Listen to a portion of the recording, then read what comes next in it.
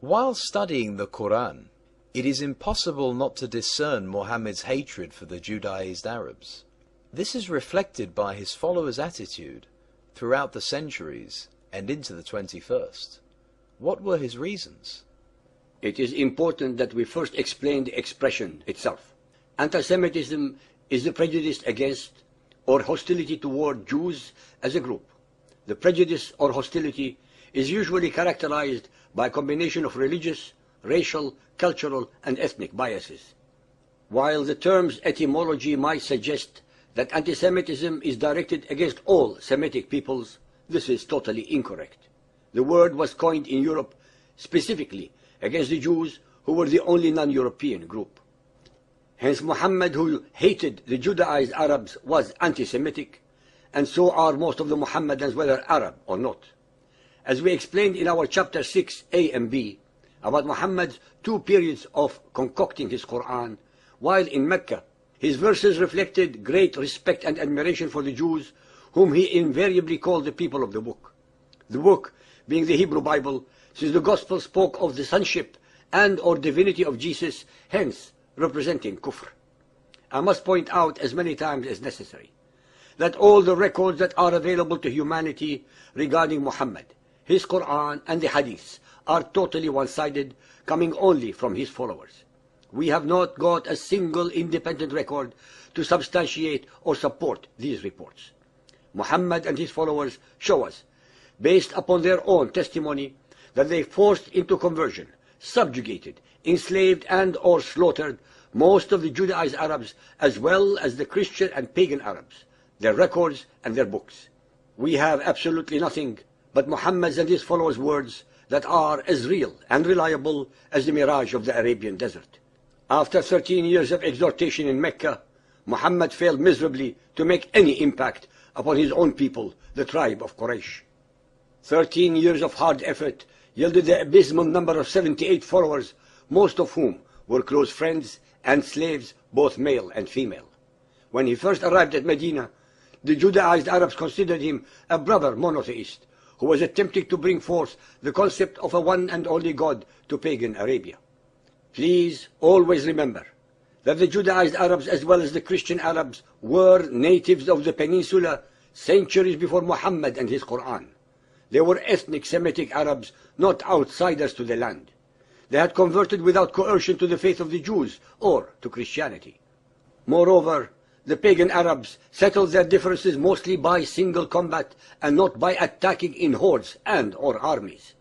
The Judaized and Christian Arabs had allies among the pagan Arabs. Both the Judaized and Christian Arabs supported their own allies among the pagans and fought accordingly. According to what we can glean from the Muhammadan records, both the Jews and Christians were mostly in agriculture, trade and manufacturing, and allied themselves with the pagans because of intermarriage as well as for political and security necessities.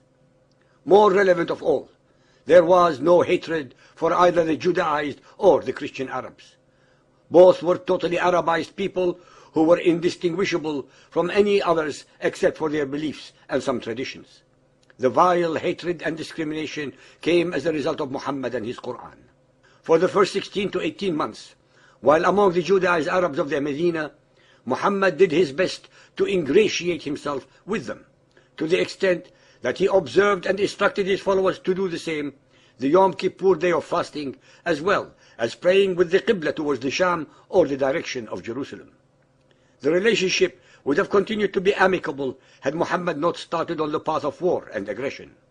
Ladies and gentlemen, only by studying, and I repeat studying, the historical records of Muhammad and Islam can anyone read between the lines and pick up the truthful nuggets of gold or of gems hidden within. The records are numerous, extensive, and are available for any who have the time and make the effort to study them. Never take the self-serving words of the so-called scholars of Islam for granted, since it is not to their advantage to reveal the facts. We listen to and read what they say, but do our research and come up with our own conclusions. You should do the same. The Judaized and Christian Arabs were agriculturists, manufacturers and or traders who could only operate properly if there is no conflict in the peninsula. the Meccans depended on trade and pilgrimage to make their living. That is exactly why they had the very definite rules for the conduct of war or conflict that were rarely, if ever, violated by the pagans, the majority of the Arabs.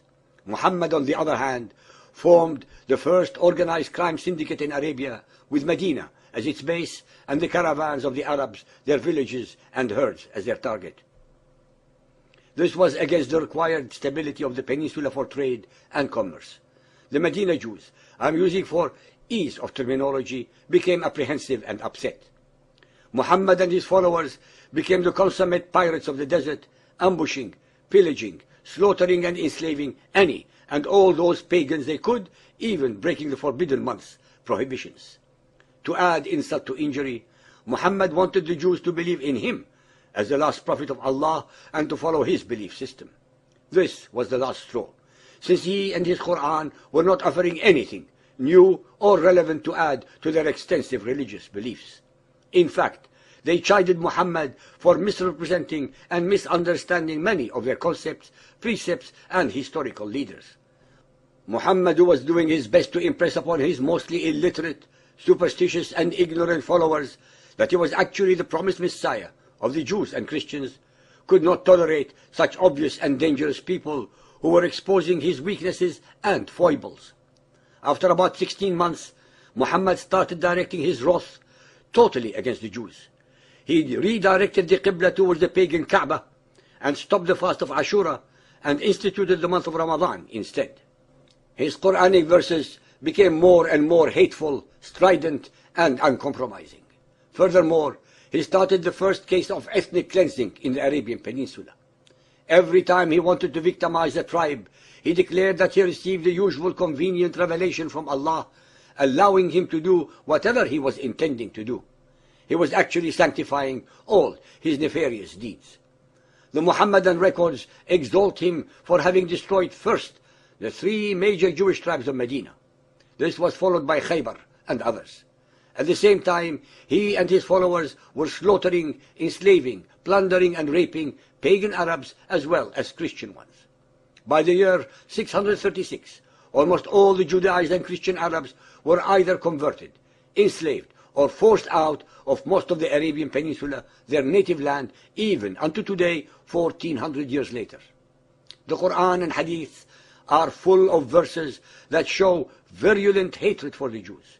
That is why, even though 1,400 million followers of Muhammad may have never seen or known a Jew, hate the Jews because of the Quran and Muhammad's Sunnah.